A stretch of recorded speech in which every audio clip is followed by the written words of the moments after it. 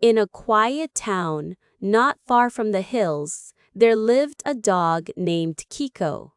He had soft white fur, warm eyes, and a gentle heart. Every morning, he walked beside his owner, an old man who wore a brown coat and carried a small bag. They walked slowly, side by side, through the streets, past shops, and under trees. Their walk always ended at the train station. The man would kneel, pat Kiko's head, and say, "I'll be back soon. Wait for me." Then the man would step onto the train, and the dog would sit and watch the doors close. Kiko always waited. When the train returned in the evening, the doors would open, and there he was, still waiting. The man would smile, and they would walk home together under the stars. One morning, the sky was cloudy and the wind felt cold. But like always, the man and Kiko walked together to the station. The man looked tired, but he still smiled and said, "Wait for me, my friend." Kiko sat near the bench, his tail gently moving as the train pulled away. Hours passed. The sun moved across the sky. Other people came and left, but the man did not return. The evening train arrived. The doors opened, but the man was not there. Kiko stood up and looked carefully at every face. He walked a few steps forward, then stopped. Something felt wrong, but he stayed. He waited until the stars came out and the wind grew colder. Then, slowly, he walked home alone. The next morning, Kiko returned to the station. He sat in the same spot, near the bench by the flower shop. People walked past him, some in a hurry, some carrying coffee or umbrellas. A few noticed him, the quiet dog waiting with calm eyes. An old woman gave him a piece of bread. A boy dropped his cookie on purpose and smiled. One worker placed a small bowl of water near his paws. Day after day, people saw Kiko return. They didn't know his name, but they knew his purpose. He was waiting for someone who had not come back. And though no one said it aloud, they felt something gentle and strong in his silence. Weeks passed, and the man never returned. Still, Kiko came to the station every morning. He sat in the same spot, looked at the same train doors, and listened to the same sounds.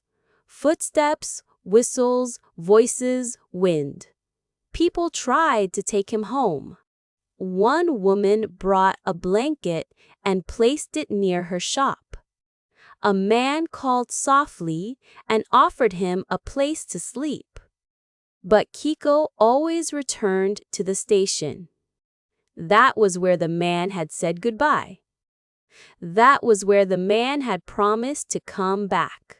And so, every morning, every evening, Kiko waited, eyes full of hope, heart full of memory. The seasons began to change. Autumn leaves fell around the station, and cold rain soaked the streets. Kiko's fur stayed wet, but he never moved from his spot. Then came winter. Snow covered the benches, the roof, and the tracks. Kiko curled into a small ball, trying to stay warm. People brought him food, blankets, and warm water.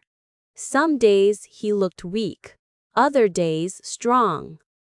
But always, always, always, he waited. Spring brought flowers. Summer brought heat. Still, he returned. Some travelers noticed him once, others saw him every day. Children pointed and asked, "Why does that dog sit there?" And their parents would answer, "He's waiting for someone." As the years passed, Kiko became part of the station. The workers would nod to him in the morning. Street vendors would greet him like an old friend. Travelers would take photos, not just because he was a dog, but because he was still waiting. People began to leave small gifts near his bench: flowers, snacks, even handwritten notes. Some said, "You are loyal." Others wrote, "We remember you." No one knew his story completely, but everyone felt something when they saw him. In his silence, Kiko taught something when they saw him. In his silence, Kiko taught something deeper than words. He had become more than a dog. He had become a symbol of love that does not fade. One winter morning, the snow was deep and the sky was gray. Kiko walked slowly to the station, his legs weaker now, his steps careful. He lay down in his usual spot, but this time, he didn't lift his head when people passed. A few stopped and knelt beside him. A child placed a blanket over his back. The air was quiet.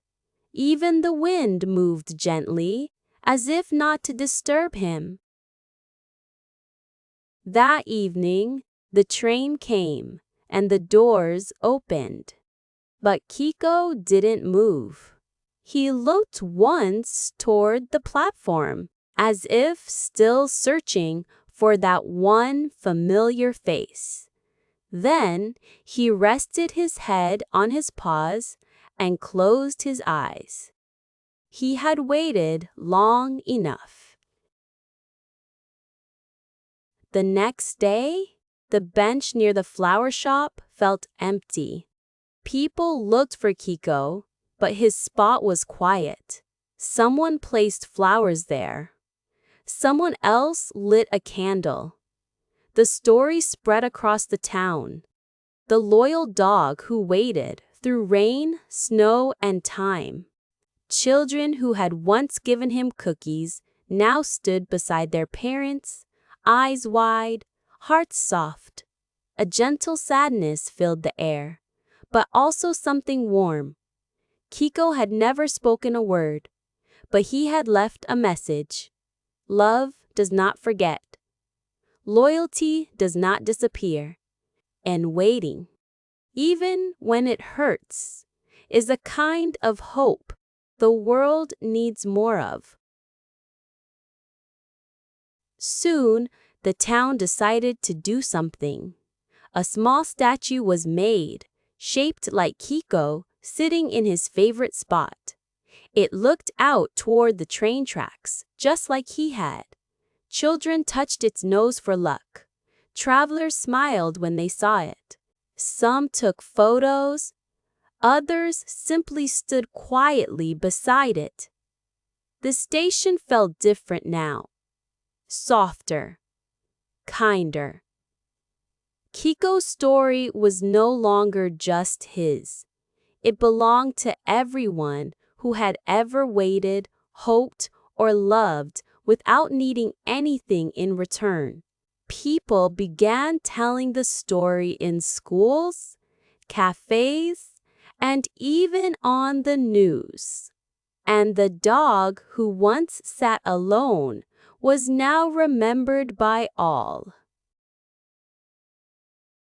Years passed, and the world changed. New trains came, new buildings rose, and many people moved away. But the statue of Kiko stayed. On quiet mornings, other dogs would sit near it, as if keeping him company. Children still played around the bench, asking their parents, "Is the story true?" And their parents would smile and say, "Yes, he waited every day, right here." The bench, once cold and empty, was now full of flowers, drawings, and little notes. People from other cities came to see it. Kiko's story had become a part of the town's heart, and even though he was gone, his waiting continued in the hearts of others. Kiko's story traveled far beyond the town. People in other countries read about the dog who waited. Artists painted him. Writers told his story in books. A movie was made. Children in other lands pointed at pictures of him and said, "This is the dog who loved." He had never spoken, never asked for anything, never ran away, and yet he touched hearts across the world. His life was simple. His actions were quiet. But the love he showed was louder than any words. For many, Kiko became a symbol, a reminder that love doesn't need to be big or loud to be strong.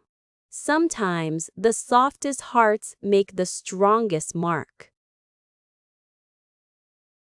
One evening, long after the last train had gone, a traveler stood quietly near the statue.